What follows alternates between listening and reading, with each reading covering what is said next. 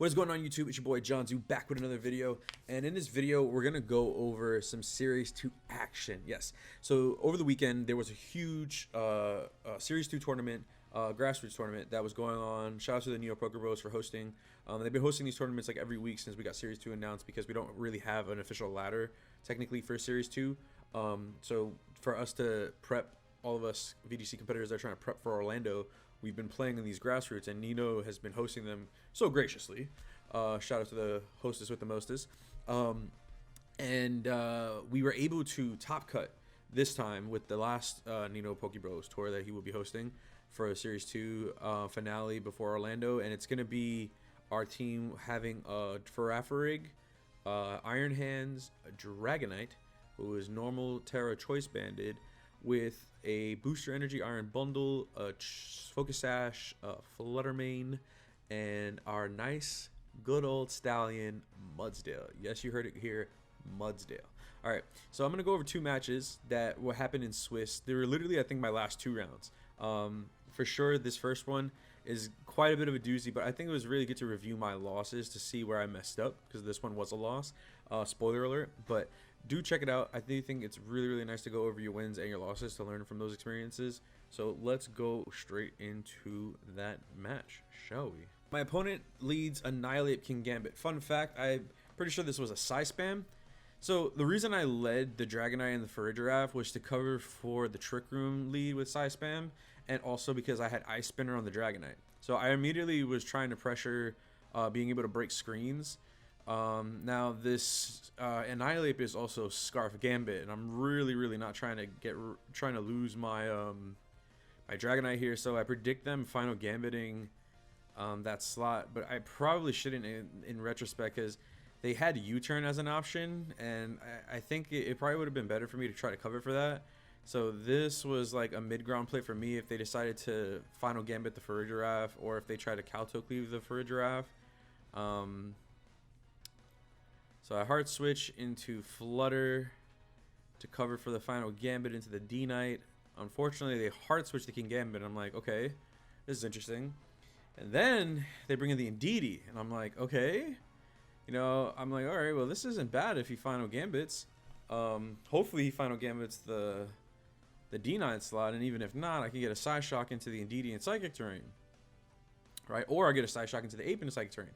But instead he clicks U-turn into my draft, and I was like, oh man, did I mess up here.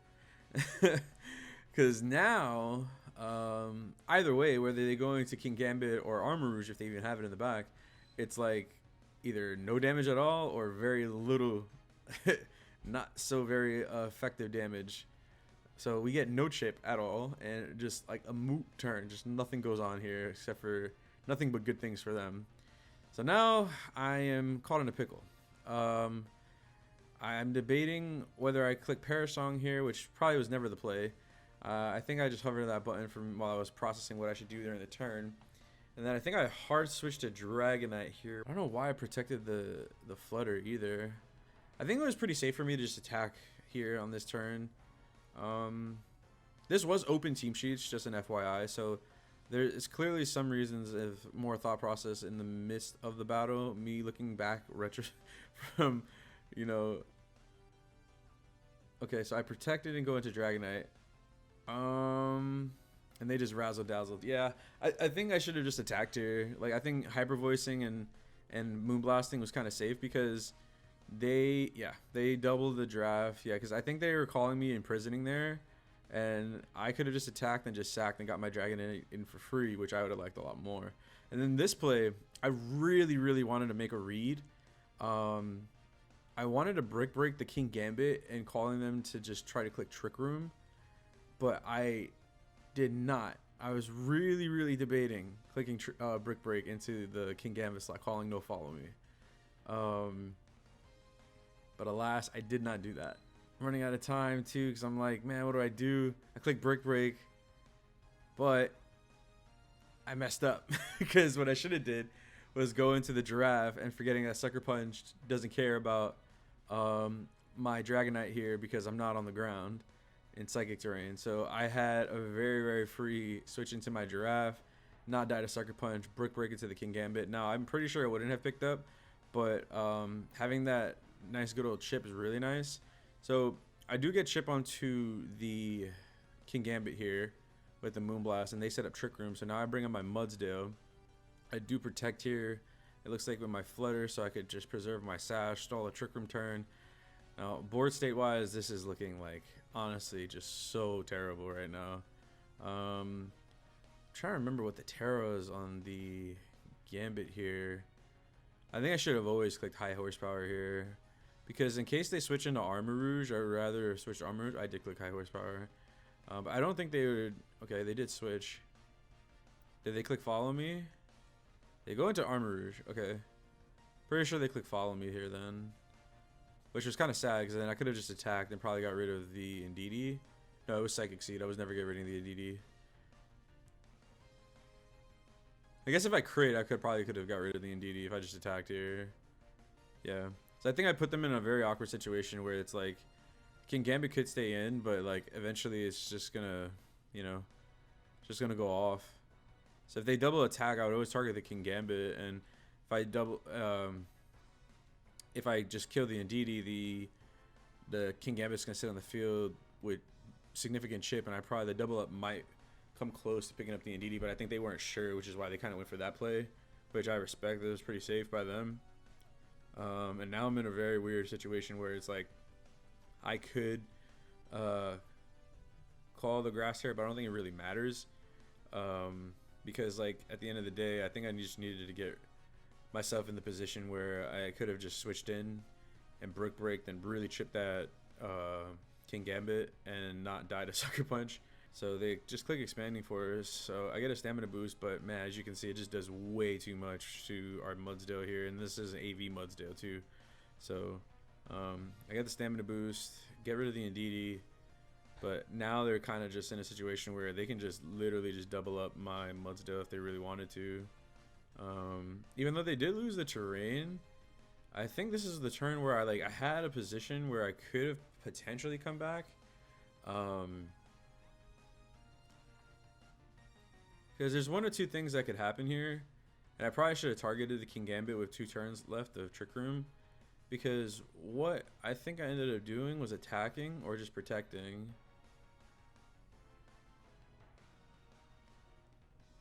So I did go into the thing calling the Sucker Punch.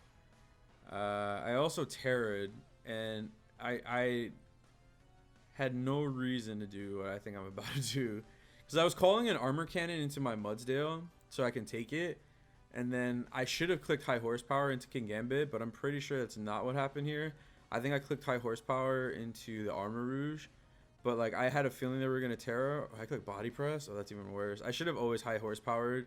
I should have always high horsepower to body press the King Gambit here, because they're both knockouts. Probably body press was probably the better move into the King Gambit, because I think the not the King Gambit, I think the Armor Rouge is always going to Terra here because it's Grass Terra, and because we're faster. I covered for the Sucker Punch with this play, and if I just high horsepowered into the King Gambit goes away, and I would live an Armor Cannon, and then let's see, and then I would have one more turn to stall. And they would have Annihilate in the back. It would be different though, because like Annihilate would be on the field in the last turn of Trick Room, and it's Scarf, so it couldn't protect. So I basically would have to bet on me trying to just get rid of the Annihilate the following turn. And yeah, that does absolutely nothing, even with the stamina boost. I should have always gotten rid of that, because then then they just Calto Cleave into my Giraffe. If I just high horsepower there, I could have got my Giraffe in for free, because they Armor Cannon here, I believe. And yeah, and then we take that, I think. Yeah, so I had a way to come back into this. If I just had body press the King Gambit would have went down because I had the defense boost, because of the chip that I already got onto it, and then it would have been Giraffe and our Stallion over here with our an opposing Armor Rouge and then a Scarf Annihilate on the opposing side of the field. So this was a really, really big choke for me, but I mean, my opponent played very well. I can't complain. They had a very, very excellent turn 1, which I think was, like, looking back at it, I immediately said, like, during the battle, like, they read my soul. But I think that was, like, their safest play considering what they led. Because I think they saw, like, the position that they could have been in if they led Armor Rouge and DD, which would have been a lot worse for them. Even if they led, like, in DD Annihilate, I think it would have been incredibly favorable for me if I just led, like, what I had initially led in Dragonite and Giraffe, because the final Gambit never kills both. And even if they U-turn, I could still lock them in and just pivot into something fast. Like, lock them in as far as, like, not being able to click Trick Room and just click Imprison, because I still would never die. Or they could just double attack if they decided to click Final Gambit. But at that point, I mean, I already had Mudsdale in the back, so, like, it's still a little awkward with how good Mudsdale is into their team, forcing the Grass Terra from Armor Rouge. So it's really going to come down to about, like, how the turns play out, I guess, at that point. But I think that was their safest lead in play, so kudos to them. They played very, very well. I don't think they did I mean, they could have read that turn one, and like I said, they did. Like I said, it was pretty much a safe play in my opinion for the position that I had set up compared to what they had led with. And it was just something I didn't expect, because these were best of one matches in Swiss until we got the top cut, which was best of threes. So we really had to, like, in my opinion, in these scenarios where we're playing these best of ones with open team sheets, like, they're very good prep, like, you know, as far as being able to play and get experience on cart to prep for a regional like this. But, you know, the best of threes are more consistent for us because that's where we're going to be playing in Orlando. The best of ones are really for, like, this large amount of players to kind of just go through the rounds. And when you're playing those best of ones, like, there's a lot more you can punish by playing aggressive or putting yourself in positions where you're going to lead something that could be a little bit unorthodox, but could be really, really rewarding if your opponent doesn't see it coming. And I definitely didn't see that coming. So, like I said, kudos to my opponent there. That was an amazing lead and an amazing turn one by them, because that was really something I didn't really have a real good plan into had they did that, which they did. So it was something that I really, really, really thought was brilliant, honestly. We're going to move on to their next match, which was the last match that I was already at this point 6-2, and we had 9 rounds. So this was the last match, was the 9th round, where I had to go 7-2 for me to finally be able to make cut in this large tournament. I mean, this was a 437 player tournament, so there were a lot of good players. And this next match was actually against one of those very, very good players, and it was JoeUX9. So let's go see how we fared up with Joe. Joe leads Dondozo and his Fluttermane.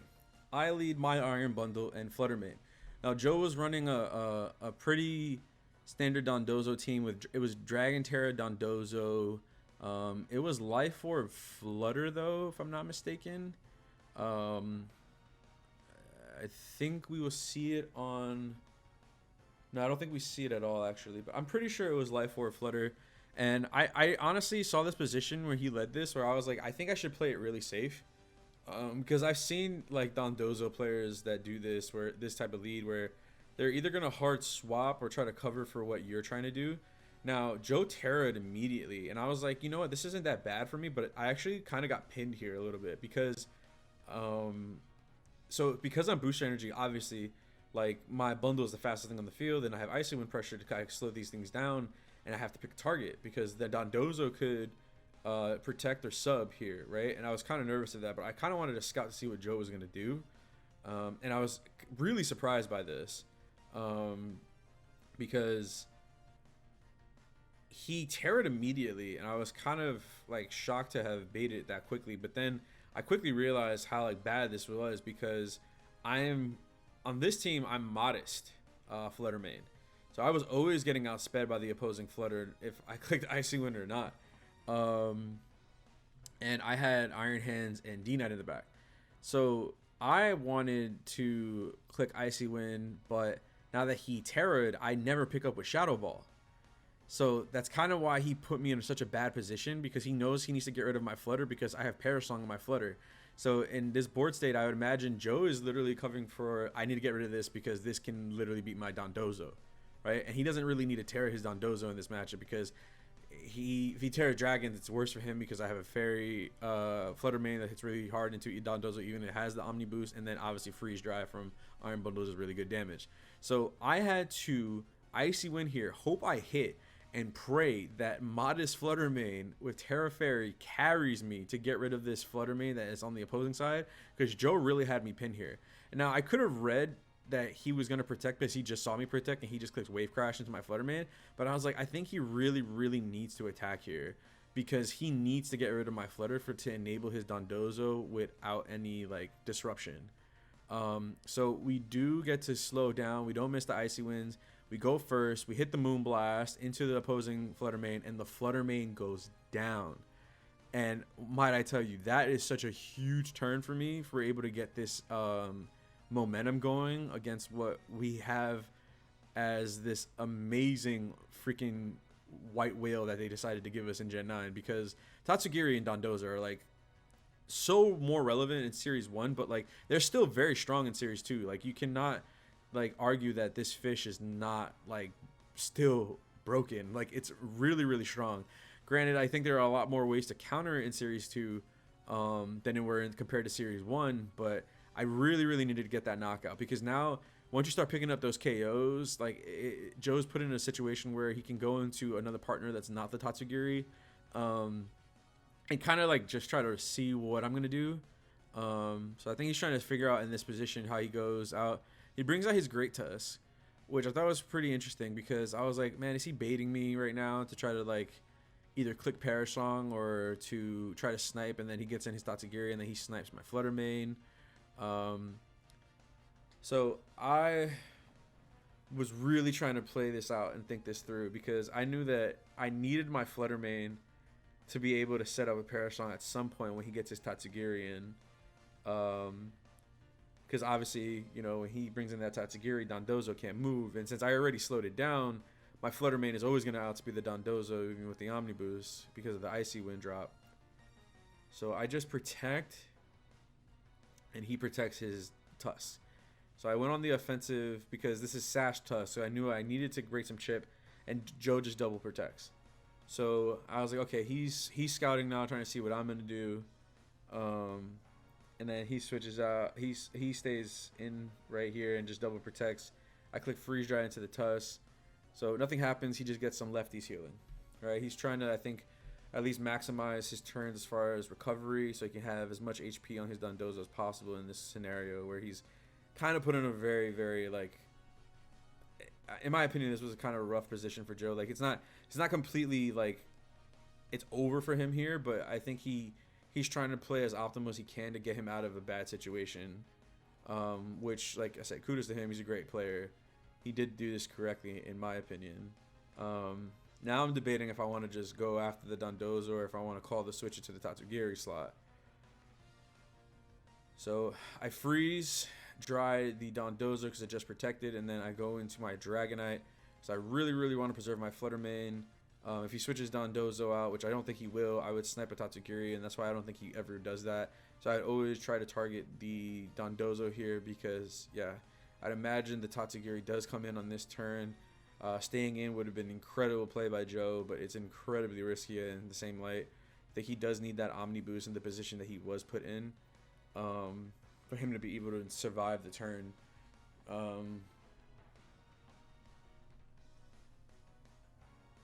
So we see the Tatsugiri come out, go into the big whale's mouth, and we do a decent amount of chip. I mean, like, Freeze Dry is really, really good. And he does Wave Crash into the Dragonite. So I'm loving this position because now with that recoil, it's a little bit awkward for Joe, right? Because I can just click E-Speed and Freeze Dry theoretically here and just like kind of get rid of his Dondozo. So I make a very, very aggressive read, and I hard switch into Dragonite, calling his Protect so that he could get some more lefties healing so that he doesn't die to that double up. And this is where, like, I was like, all right, well, I'm gonna make this heads up play. It's a bit aggressive, but it worked out because we now have the capability to click Perish Song or just double up into the Dondozo because of how much chip it has, where Moonblast and Freeze Dry should pick it up at this range. Where I messed up, I believe, is thinking that I should have doubled up when I actually shouldn't have, because even though he does have the Omni Boost, Joe didn't have any moves since he was just Order Up, Sub, Protect, and Wave Crash that could just OHKO my bundle outside of a crit Order Up, I guess. So if I protected my Flutter Mane here because I outsped the Dondozo anyway with both of these, I could have just clicked Freeze Dry, put Joe in range, even if he protected on the following turn, where he could. Okay, you see how much chip he has there? Instead of picking up the knockout, if he had protected on the next turn, I click Freeze Dry again, he would have to go for a double to protect to potentially be out of range of Moonblast. I mean, out of range of Freeze Dry. And if I just picked him up with Freeze Dry on the following turn after I protected with my Flutter Mane, then I could have just Moonblasted freely into the Tatsugiri. That was a lot more optimal for me. And like I said, like even though this was kind of a commanding like position that I was in, I messed up there, and I should have done that play because that would have been way more optimal. So, now that he brought in the Tatsugiri, I was like, you know what? It's probably safe for me to spread my damage here. They both could double protect. So I'm like, you know what? Let me scout and see which one protects. Because I think only one of them do. And it probably would be the Tusk since it's Sash anyway. So I don't want to risk it. You know, I still have Iron Hands and Dragonite in the back. But my Dragonite's chip. My Flutter Mane's already on its last bit of HP. My literally 1 HP. So I was like, you know what? I'll scout the protect and just bait it out now, so that I can just cover for what I want to do on the next play, because then I could do let me spread my damage output here, so I can pretty much kind of guarantee a win. So he does protect the Great Tusk here, and Joe's Tatsugiri actually I think was Citrus Berry too, so it wasn't Scarf. So I really wasn't threatened by it. But I mean, obviously if it was Scarfed, I think I would have just clicked Freeze Dry into the Tatsugiri. But I do think that this board was fine. So he could have protected the Tatsugiri here. And then I was like, wait, I'm not going to double up the Great Tusk here, because that's very risky, especially because he can go for the double. And if he gets the double, then that's going to be really bad for me in this board state. So I immediately was like, no, I'm going to go back to what my original plan was turn before and just split my damage output, because that's a lot safer. Because even if he protects the Tatsugiri, right? Yeah, see, he went for the double, which was correct. If he doesn't protect the Tatsugiri, if he does protect the Tatsugiri, fine. He doesn't lose his Tatsugiri this turn. Crit didn't matter because it's 4 times effective to the Tatsugiri. But the Moonblast comes out. I break the Sash, and then basically I'm able to clean up the Dondozo, not the Dondozo, the Great Tusk with anything else on my team at this point. Since I have so much more mons to deal with this Great Tusk in the end of it. And if he did get the double, that would have screwed me if I just double targeted into the Great Tusk, because then the Tatsugiri can Muddy Water, get rid of my Flutter Mane if it hits, and then potentially accuracy drop my bundle, which would have been even worse. So I didn't want to risk that play. And like I said, if Joe protected his Tatsugiri and then attacked with his Great Tusk, like I said, I would break a Sash. He would potentially pick 1 knockout over 2. But to me, that would have been fine. And we do see a W here. So like I said, Joe did an amazing job. Really great player. He had an excellent run throughout the tourney. The team performed very well, considering that I built it like 2 days before the tournament. So I was very grateful to the performance, and thanks to my friends for the prep. Shout out to Ricky and Clouds. But yeah, the team was really cool. I am looking forward to Orlando Regionals, but I do think that like this team is not something I would probably bring to Orlando, because I do think there is a lot of work to it as far as like best of 3s goes, because I got knocked out in the top cut, first round of top cut. It sucked because I missed that Hydro Pump, which is kind of the reason why I don't really like Iron Bundle right now. Like it's an amazing mon for speed control. Freeze Dry is a really awesome move right now, because it just punishes like bulky water types, punishes dragons, punishes like things that like to come in that are flying, that are dragons, or terra into like funny things, you know, opposing grass types, the like. But you know, its literal weakness, in my opinion, is its accuracy.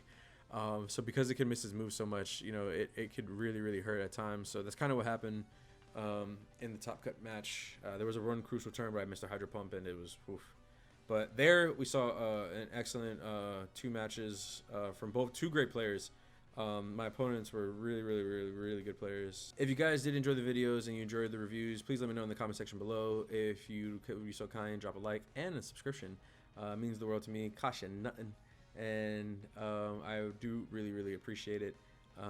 I will be hopefully coming back from Orlando with some more content for you guys. So looking forward to doing that, and I hope to see you there soon. So again, hope you guys are having a great one. Enjoy the rest of your day, and see you on the next one. Peace.